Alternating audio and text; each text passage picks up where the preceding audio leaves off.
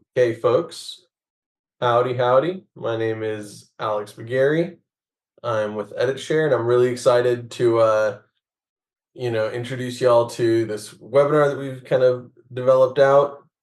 Um, I really appreciate you all taking the time to come out here, and I think there's going to be some really cool stuff y'all are going to like. So, as I said before, I'm Alex McGarry. I'm the pre-sales engineer for EditShare for North America. Along with me here, we have Jeff Barnes from Starin. Jeff? Hi, Alex. Thanks for having me. Some of the people on the call might recognize me at various roles I've had with EditShare going on. Hate to say 20 years now. First system I ever sold as a reseller, EditShare was a sports related customer and sort of went on from there. So I've been across a lot of the NHL and NFL sales over the years and work in sales distribution for EditShare now. I'll kick it over to our other uh, welcome guest, Alex Leifer from the Islanders. Hey, everybody, I'm Alex with the Islanders, been with the organization since 2013. Took us from a NAS drive setup and having about 30 of them to working with EditShare and building out a fully integrated system, across two different sites, which we'll get a little bit more into today, but excited to chat about some EditShare today. Awesome. Well, so I think just to get us kicked off, I want to look at the main ways and workflows that we see with a lot of our sports customers. And what I'd like is, we started off and love to get your feedback, Jeff and Alex both, and see, where you've seen these pain points, where you've seen these solutions for EditShare, and really just get an idea of, what the workflows can look like out here. So we've got them divided up into 4 sections here. There's going to be home game day, away game day, in season but non-game day, and then off season. And kind of each of these have their own workflows and pain points that you may run into. So for home game day, you're going to have some common pain points around real-time file access. You're going to want your workflows to be as automated as possible when you're actually on the ground recording during game day, and you need that availability, the redundancy, and that protection to make sure that everything stays up as it goes. Jeff, what do some of these solutions look like, and what do some of your customers ask for when they're dealing with these pain points? Yeah, I think when we first started talking about putting a webinar together, the point got raised of what's our common customer look like, and I think that was the suggestion to break it up to say our customers come to us in sort of all shapes and sizes, even though they're sports specific, and there's roles that you use the system for, and that's sort of why we looked at it to break it up on game day, non-game day, in season, out of season. The game day also ranges greatly in terms of how people are getting new material into the system, whether that's on game day or post, and the ingest solutions are sort of like diverse across our customer base. EditShare makes some live ingest capability for SDI ingest and have third-party integrations with newer 4K workflows. Being able to actually record and get live growing file workflows from applications and sort of turnkey systems that can write directly onto the EditShare, create proxies in real time, and even beyond that, create some sort of live tagging environments there too.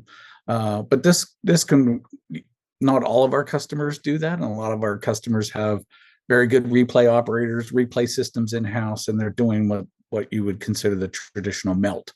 And there's a lot of ways to get that melt into the EditShare, some XML workflows that we can support to get that metadata all the way through.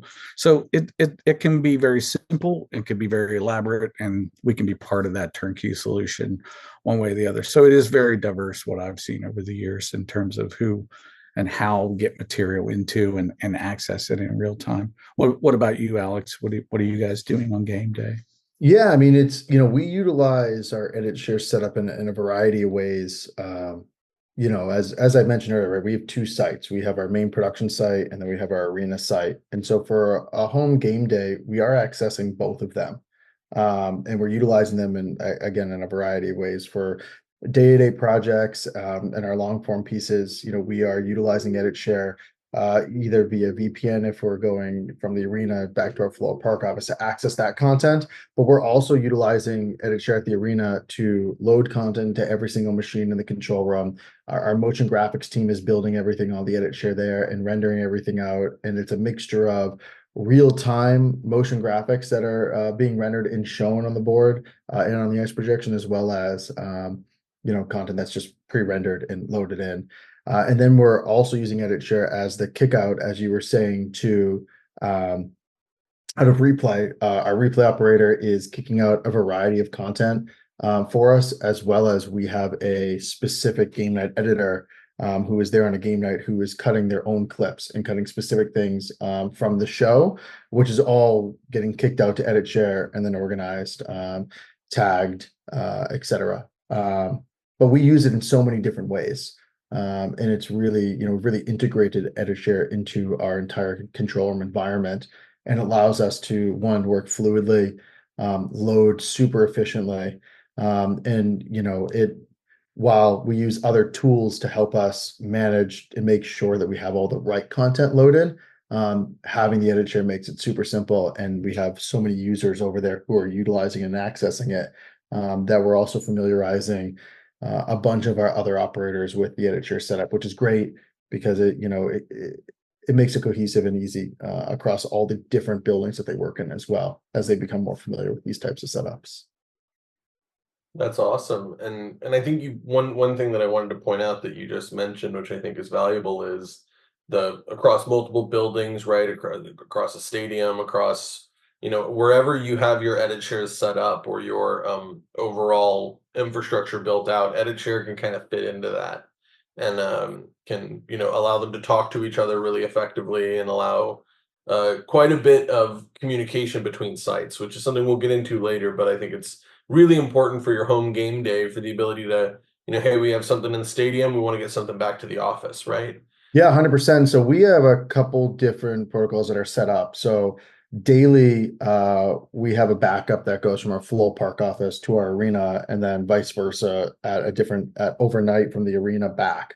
Actually, I'm sorry, flip that. In the morning from the arena to Flow Park, overnight Flow Park to the arena, just because of the amount of content we have that's being loaded to the Flow Park office. But you know, we found a really unique way of working with the two systems. And they do speak to each other, which is super important to us. You know, we're working with you guys on, you know, figuring out what is the, I like to call it the one brain. I don't use our normal technology, but what is the one brain that can access all this data and have the right man in place for it? So for us, you know, we utilize it in a variety of ways also while we're there on a game day. So when so like I was saying, we have a game night editor who's up in our control and editing content. They're moving that content directly to our Flow Park server throughout the night, while we have 7 shooters who are down shooting on cinematic cameras and capturing cinematic content. They're connected in either to our Flow Park server or putting it up onto our arena server, which can then be transferred overnight to our Flow Park office. So by the morning, they have all of that data accessible to them and the resolution it was shot, and not necessarily working with proxy files. I know we'll get into this in a minute here, but obviously we utilize some of the other tools that it has to offer, like Airflow, when we're not at home. We've actually looked at utilizing Airflow just due to network and the amount of speed that we have. Sometimes we will use Airflow to upload content over to our Flow Park server, but that's mainly, you know, when we're on the road. But we'll either VPN over and load it that way, or obviously we can manually load it the next day as well too, depending on how much time we have and how much we're shooting and what we're shooting. But what's really nice is that even the edits that are being worked on by our editor upstairs, we have people who are downstairs who can just connect with that person via text message, Slack, email, checking on their project, checking on the edits, provide notes back. And it just keeps us being super efficient and allows for us to really kind of be anywhere, being able to have these multi-sites, but also having the ability to connect from anywhere in our arena. That's awesome. That's awesome. Thank you. Real quick, I did just want to reach out. I see some questions coming in through the Q&A section. If you have any questions, feel free to drop them into that Q&A section, and we will either someone will answer them here for you in text form, or at the end we'll answer a few of them live. So feel free to ask any questions you have that come up, either through what myself or Jeff are saying, or any questions for Alex from the Islanders. So that's your home game day. For your away game day, you're going to have a lot of these similar things, and kind of what we were talking about just now, right? Being able to access stuff remotely via things like Airflow or the panel for Adobe Premiere or DaVinci Resolve. Being able to finish your deliverables and be able to do that fully remotely and get them back on site at some point. And then being able to review and approve, like you said, whether that's in tool or through something like Slack, and being able to just reach out and say, hey, this is waiting for you in this application, right? Jeff, what do you feel for away game day? What are some customers asking about when it comes to edit share and just storage in general? What do they need? Yeah, and I will say the same thing as I said before, is that the customers, and the scale, we love our professional sports teams, but there's a lot of college based users that have our system in the various sports, football, and other sort of D1, D2 type environments. So they're running gun. They're, shooting a lot of color and highlight stuff on sidelines and everything. So just like I said, the ingest is it varies on how they're bringing that material back and bringing that into the system. But there are systems, and Alex will talk about that, is that Airflow in the Flow suite of asset management is a really good endpoint to get a piece of material that you may not have with you, download the high res of that, or upload finished packages, which then can be put into folder structures using flow automation to kick off some sort of transcoding or deliverables that might be happening back at home base. So as I said, it's a very flexible solution, and the customer uses vary, but it's nice that everyone can sort of design their own workflow and meet their needs on those travel periods and away games. Yeah, I mean, you guys doing? yeah, I mean, we use edit share in a variety of ways. Like one, like we're just talking about, we'll remote in. Two, we'll remote or VPN in. Two, sometimes we'll use Airflow to upload content, especially, we are in some of these arenas who don't have the most stable internet. So, edit share, or really Airflow, is super reliable for us in the past of being able to get the content up there. Which is nice, is that, one, it can, if it's loaded directly into Airflow, we obviously have some protocols in place that will automatically create the proxies, and that happens a lot faster. So in situations like playoffs is a great example. So let me go back to a normal game for a second. Our normal shooters will typically hold on uploading their content till next day if they're on the road, because we aren't looking to edit something immediately from that game. When we get into situations like playoffs, for example, there's a lot of content that's being created. One, recaps from the game that night. Two, it could be, in the Islander standpoint here, we play game 1 and 2 on the road. After game 2, we're going to need that content to be preparing for game 3 at home, and we need that as quickly as possible. So they'll be loading content to us the entire day. They'll load from morning skates, they'll load from the game when the game's going on, they'll load on during each intermission, and then post game they'll start loading their content. So by the time they leave the arena, there's a pretty good chance we'll have most of it there and most of it accessible to us to start editing. And if not, we'll have it by first thing in the morning if they're having to load it from their hotel. But utilizing Airflow, it gives us so much flexibility, and allows us to be so much more efficient when we are looking at doing quick turnaround edits like that in the playoffs. It also is extremely helpful when you are on the road and you're looking for content, or especially when we have a bunch of different individuals.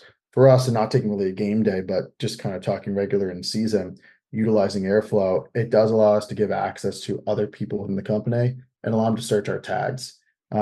It doesn't happen often that there are individuals who want to look for things, but there are times where our social media managers are looking to build content and say, hey, we need 20 fan shots that are like this. Well, they can go and search for those specific fan shots. We spend a majority of our time building a lot of fan content on the Islanders side. So there's always a need for it. So that's actually where we attack our primary tagging, is really on a ton of fan content. But it gives each one of these individuals the opportunity to search that content, and they can do that from anywhere. So as I look at it, they can do that away from the arena during an away game. Adobe Panel also we utilize as well too. We don't use it, I would say, as much as we probably should be using it. As it is an extremely helpful tool. But because we have the ability to VPN in and the way we've set up our remote facilities for our guys, we haven't needed to use the Adobe Panel as much, but it comes in super handy, especially for quick edits on the road, where you are able to work with proxies and you are able to put something together. It is extremely helpful. But yeah, that really covers a lot of the away game for us. Awesome. Yeah, and I think up next, I'd love to kind of demonstrate a little bit of what Airflow can actually do and kind of what it looks like as a UI. So I'll just swipe over.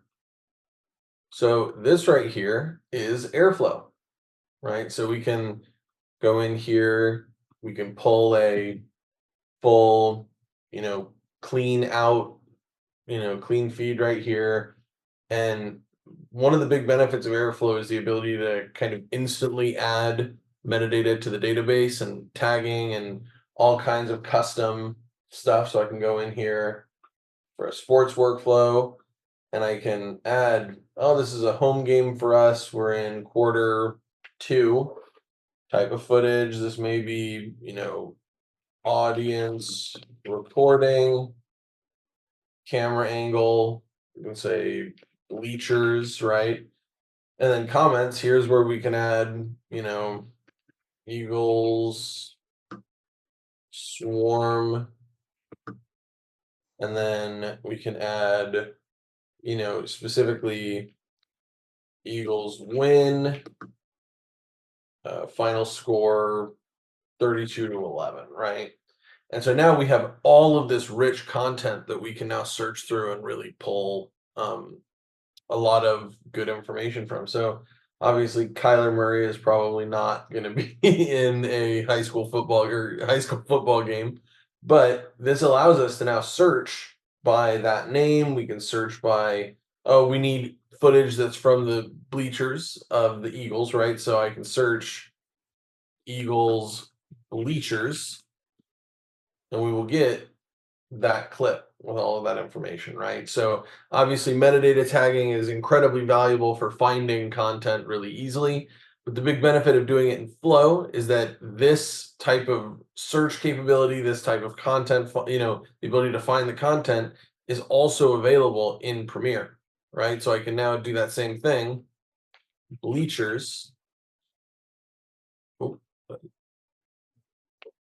Eagles, there we go. And now I can actually go in here and I can find all of my content. I can import it directly in with the proxy that's automatically generated. Takes 1 second for it to load because this is a full game, right?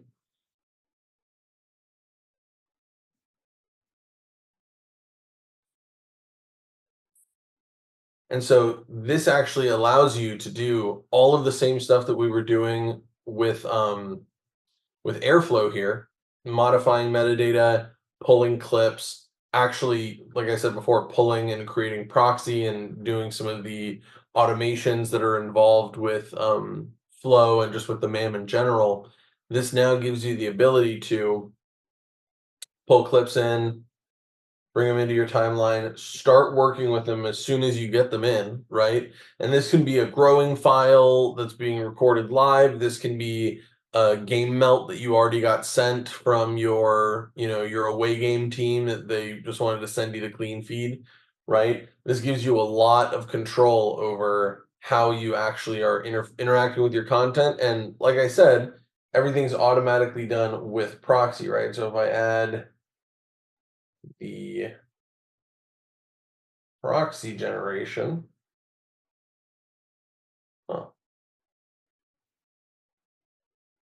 Oh, they changed the graphic in the new in the newest version. But I can go in here and immediately toggle proxy. And this is a proxy that I did not have to generate in Media Encoder. I did not have to sit and wait for it to go through. This is automatically generated the moment I ingest it, right? So that's a little bit of some of the value that we can see from Edit Share directly, the ability to, pull content into Premiere instantly, the ability to find stuff based on metadata, and whether that's in Premiere or in Airflow, and then the ability to obviously get this content, assign it to certain people, right? So I can say Bayon needs to work on this and it is ready to review, right? The ability, as Alex was saying, the ability to now reach out to Bayon, say, hey, Bayon, there's some clips waiting for you in Airflow. And now Bayon can start working on them, right? Uh, really, really cool, really, really easy.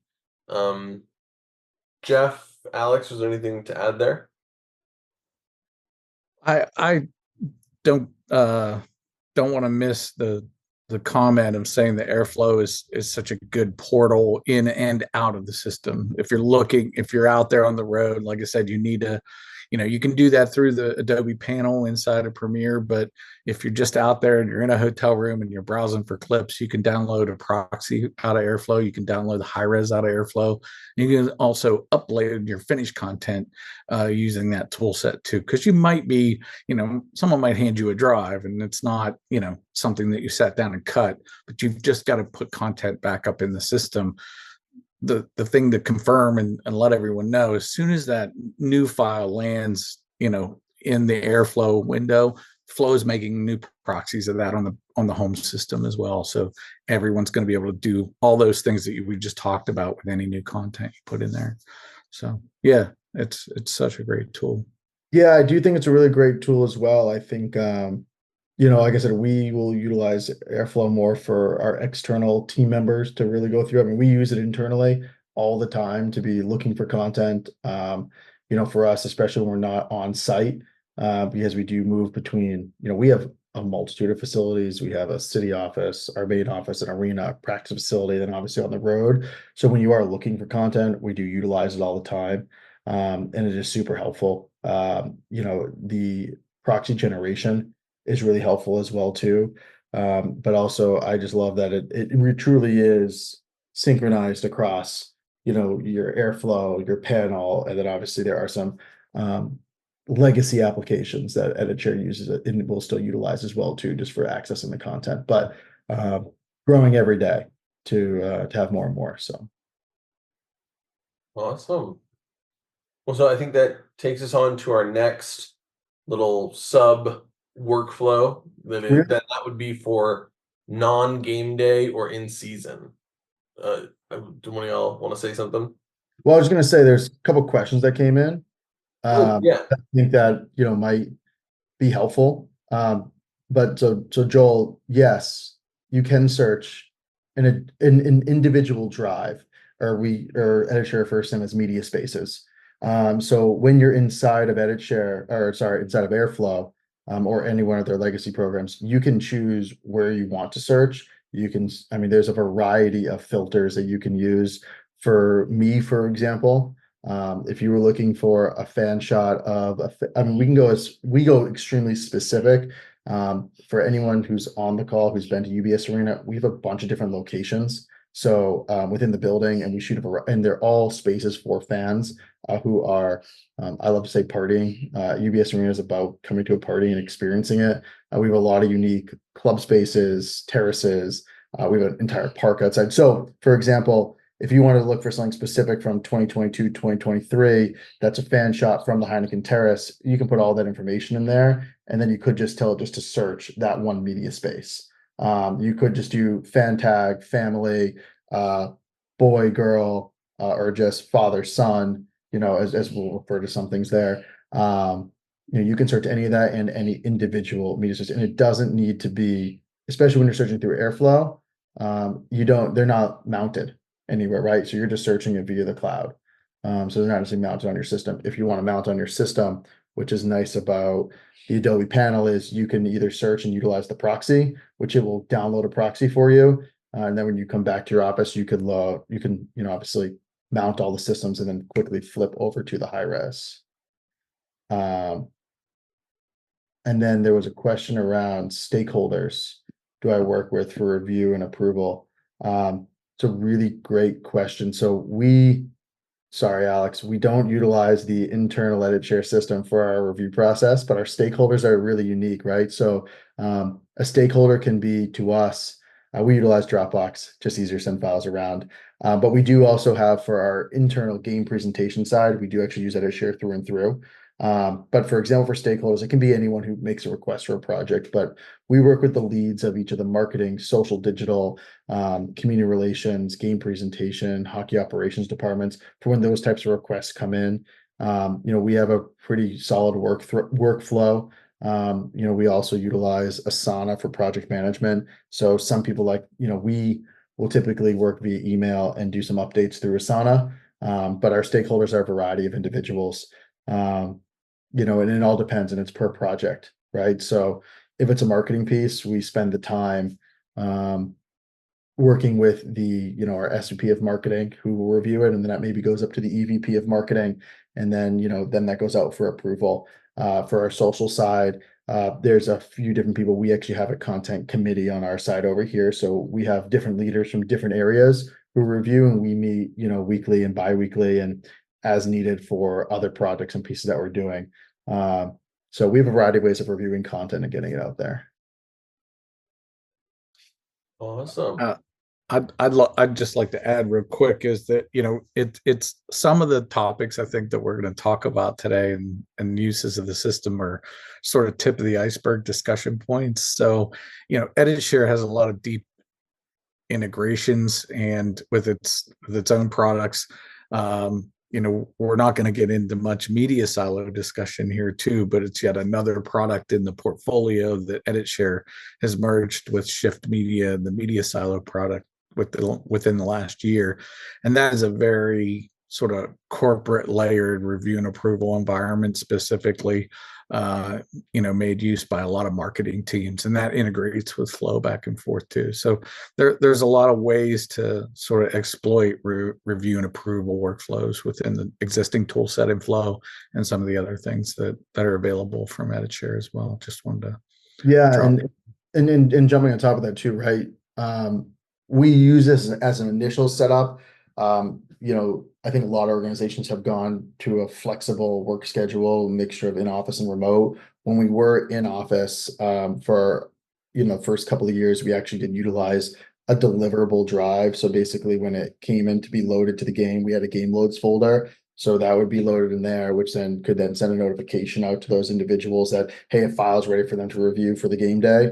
Because we also had a few different individuals and checks that needed to be done, not for approval, but just to make sure the content was right in the right codec. For anyone who's been to the old Nassau Coliseum, we were using some legacy equipment over there. So we had some really unique codecs and some of the file sizes were pretty big. So, using Edit Share was super helpful. But yeah, we did use it and we did have a really great setup for it. Now we've just found that moving between so many facilities, being on the road, and just everyone being remote, just in general, we found some other protocols are a little bit easier for us to follow and to share content and then to deliver that content to clients in the end as well. While we provide some clients with an Edit Share access, it is just easier for them to look at a system that they're maybe a little bit more familiar with from a delivery standpoint. Awesome. And so I think real quick, another question just came in that we can address here. When working with Airflow, is the normal process to work with the proxies? What resolution and format are they? How difficult is it to work with full res? So that's a great question. Airflow only uses proxies through the web portal, right? So you do not have access to the high res, like for viewing or for anything like that. Now you can download the high res if you're given permissions to.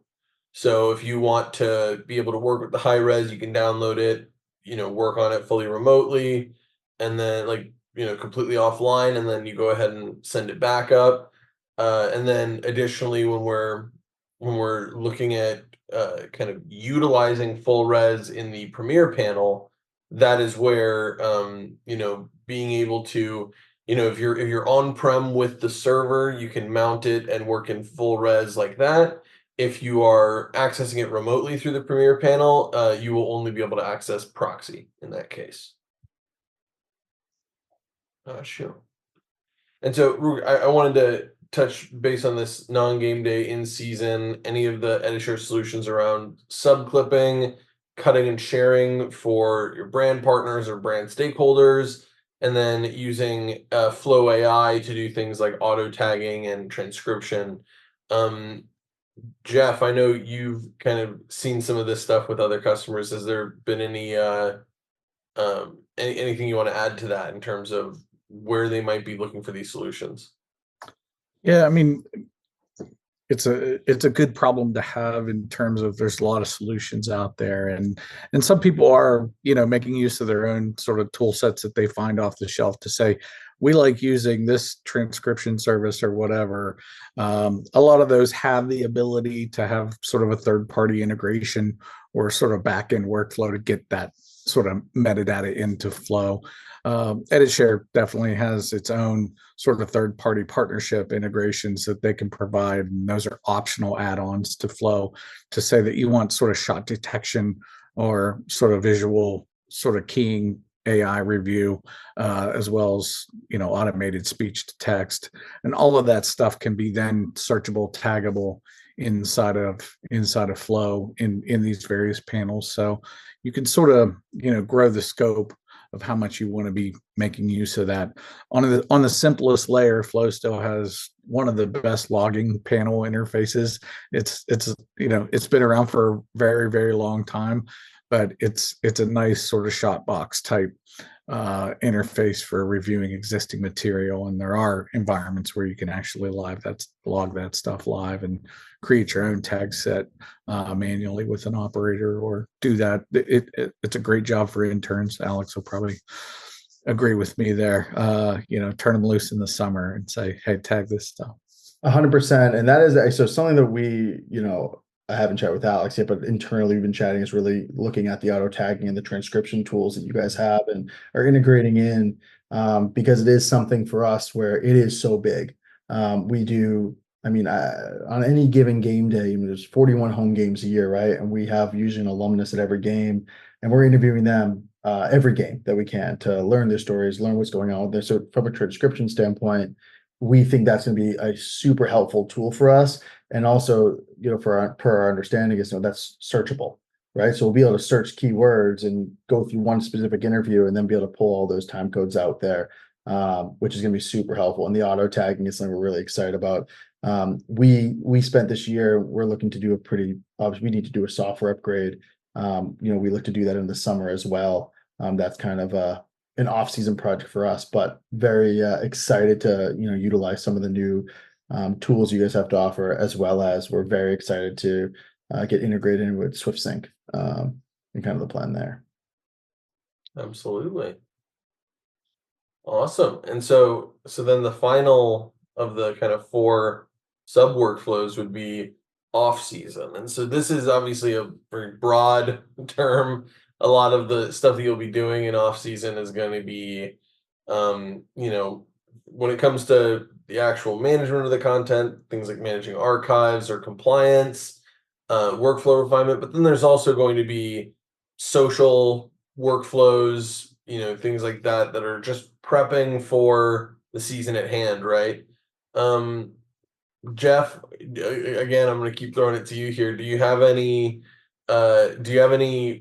real world use cases that you've seen people using archival solutions through Edit Share, and how have they been able to handle that? It's been a long history of varied solutions with the Edit Share and Flow systems over the years. The first 10 years plus of Edit Share's existence, they integrated their own ARC tape libraries, and there's customers, maybe still customers on this very call, that still have an ARC tape library attached to their system. So LTO still exists out there, and there's a decent workflow for that. What we're seeing in the market right now is the diversity of saying I have an internal archive system. And when we use that word compliance, that might be an IT department that says, this is how we really do archive or backups. And Flow can be set up to deliver those high res, pull down your high res availability off your expensive storage and put that into some sort of nearline type environment, a shared NAS solution that can suck into a larger corporate archive. But Flow also has integrations with any type of S3 exchange from Amazon, Backblaze, Wasabi, those types. So we're seeing that a lot more frequently now out in the market space to say, hey, I can set up, whether that's, again, use that word compliance internally to your own sort of IT preferences and rules to say, hey, once a week, we want all new content somewhere else. That may be a rule that everybody, they want to checklist off internally, or it needs to be in the cloud, or it needs to be on this other system that can be redundantly protected in some other way. So, it's all commerce in terms of, solutions and ways that customers want to take care of that.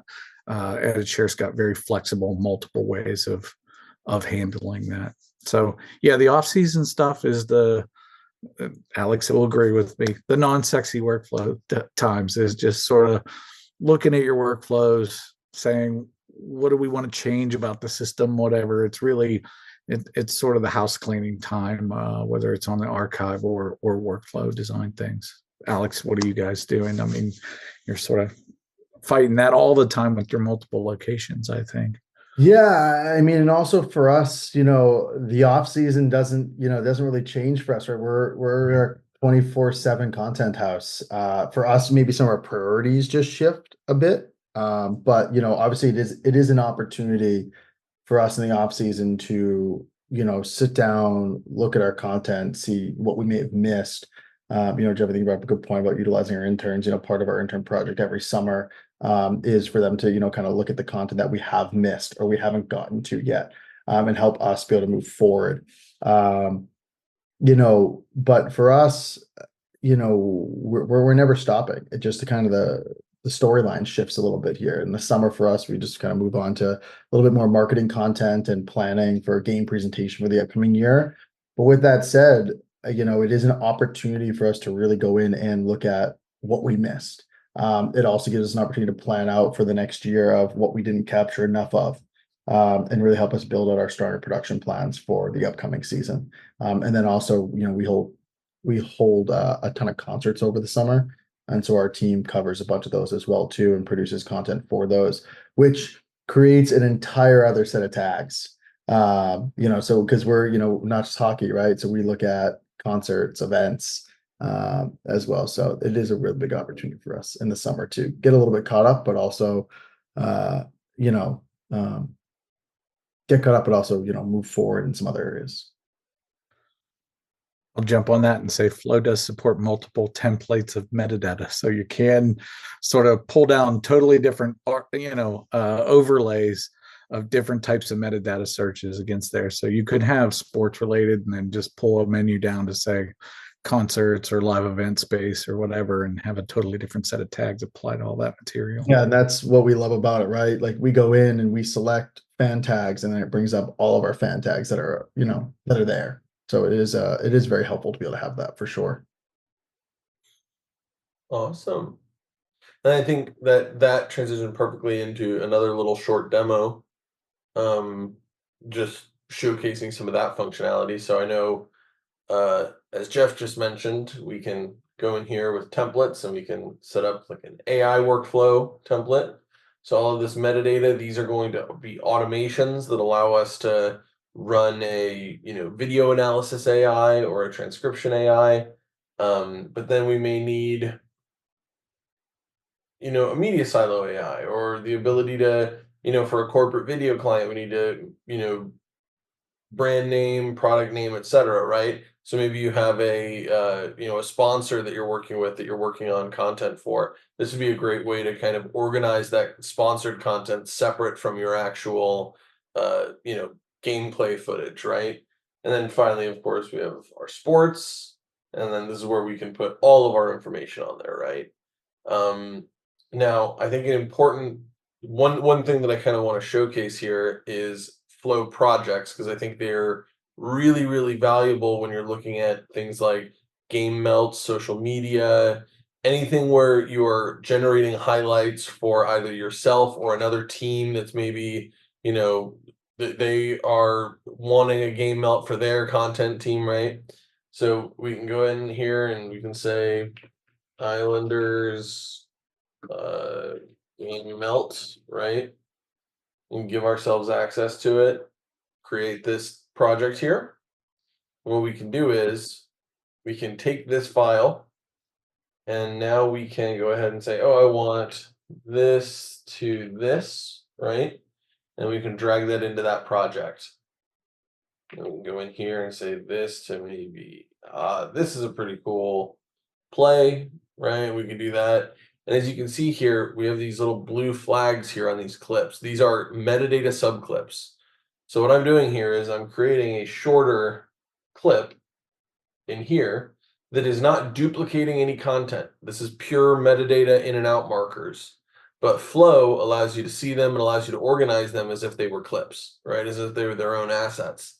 And so now when we go into Premiere, I can go just like I did before. So let's go ahead and clear this out. And I go back here. I can go into my projects. I can find my Islanders game melt. I can pull those two subclips in. I can import them with their proxy like I showed before. And boom, we get access to those clips, right? This is a 7-minute clip, this is a 3-minute clip, and this is the full game clip, right? And so now I can drag those shortened clips in. And I can also pull them out, right? Like I said, this is metadata, it's not its own clip. So because of that, if, let's say you have an intern that's going into Airflow and pulling these subclips in and out like that, and the intern maybe messes up in this case, or they don't capture the celebration after the touchdown, right? Well, at that point, we just go into Premiere, we say, oh, we just drag this out a little bit more to get everything right. So that you can see how this can supercharge your workflow when it comes to generating game melts, generating social content from if you already have a game melt and you need a specific highlight, or you're building a highlight reel for, hey, this player just re-signed their contract, we need some highlight reels for social media, right? This is a great way to do it because you're not duplicating content, you're not wasting space on the storage, you're just pulling individual subclips from metadata into a project and you can start working with them, right? It makes it really easy to do. And then finally, the last kind of thing I want to show you would be the flex sync functionality. So as we're talking about the ability to archive content, right? As Jeff mentioned, we do have an ARC tool, which is basically an LTO drive. But more and more customers are looking for cloud, right? They're looking for cloud archive, S3 archive, and FlexSync is the way that we do that. So when we're actually in here, and this is just the storage admin panel, right? I can actually go into FlexSync here, see a specific space, right? And I can actually run these flex syncs. Now, what does this do? This takes a source space on the edit share system, basically a share or a media space, as we call it. We set a destination inside of AWS, and in this case, it's an S3 standard. We can even send this off to Glacier storage if you're looking to save some cost. And then we can do things like limit the bandwidth, delete any extraneous files, and if I close this up here, ooh, sorry about that. If I go in here, you can actually see we have the buckets. Are you all able to see that okay? Yeah, so we can actually see here, we have all of our objects pulled in here. These are all the high reses, right? So we can see them all individually, and we can then pull these back into Flow, right? So when we're looking at something like this is a Flow destination, which means We can pull it in. Flow can look at files. Flow knows that those files are there. It can generate proxies of those files. And importantly, when it comes to, home away games, things like that, we can say, hey, this file that's in the S3, we need to pull it down to the stadium, or we need to pull it down to the office to start working, right? So that's just a little taste of what Flow can do when it comes to archival in the cloud. This is a, relatively new workflow, so there's a lot of stuff that's going to be growing and changing about this in terms of supported storage, but it's rock solid and it's really, really cool. While I'm getting this set up back for the slideshow, Jeff, if there's anything you want to add. I just want to compliment you guys on the development of that interface over time. So FlexSync has been around as a product for, a couple of years, and I've sort of sold that and had some people implement it. But in the early days, there was a lot of support involved and sort of hand stitching of that. So I wouldn't have called it a customer managed solution on day one, but that interface that you just showed here is a completely sort of executable, manageable customer facing interface. So the FlexSync solution has really gotten a lot lighter and easier to manage. So it really is powerful, flexible. You can sort of design and manage it yourself now, and it's really great. Awesome. Well, so just to kind of wrap up, final words here. EditShare solutions, we try to keep them as easy to use as possible. We want to go end to end, right? We don't want you to have to worry about too many additional tools. We can go all the way from ingest to archive, no problem. We are completely location agnostic for all sites and users, whether that's in the cloud or on-prem. Our systems can start as small as 40 terabytes with very, very minimal MAM, and they can scale into multiple petabytes in several locations across the globe, hybrid systems on-prem in the cloud. So we scale really, really well. And then finally, the workflow changes with you. So this is not a, give us, X amount in professional services and we set up the workflow for you, and then that's your workflow, period. You have to use it. This is a tool that, as Jeff said, you can, during the off season, you can look at the workflow and you can say, hey, how do we want to change this? And in a lot of those cases, you as a user can change those yourself, right? You're not having to call on EditShare to necessarily adjust the automations that you've set up or change the templates or change the metadata tags. You can generate all of those by yourself, and you can modify them all by yourself as well. So Alex, Jeff, was there anything you wanted to add on to that before we get into our question section? No, I'm good. Awesome. Well, then I think what we'll do is we'll take a few minutes to just answer any questions. I saw one just came in here. Hi, greetings from Prague. Nice, hello, nice to see you. Greetings from Texas. How long to render proxies? So it depends on the hardware that you're using, right? So in the case of our smaller systems where you may have what we call an all-in-one system where Flow is running on a single node with the storage, you're going to have a slower proxy generation experience. In the case of an external Flow node, right, a separate box that is specifically running Flow, you can get it very, very quickly. And you can also, in that case, do multi-threaded, multiple boxes running the proxy worker at the same time. So definitely, I would say it's comparable to the speed of AME, right, of Media Encoder. It's going to be kind of in that same ballpark. But it does it automatically the moment you upload, right, which is very nice. I'd add too. Oh, sorry, Jeff, you go.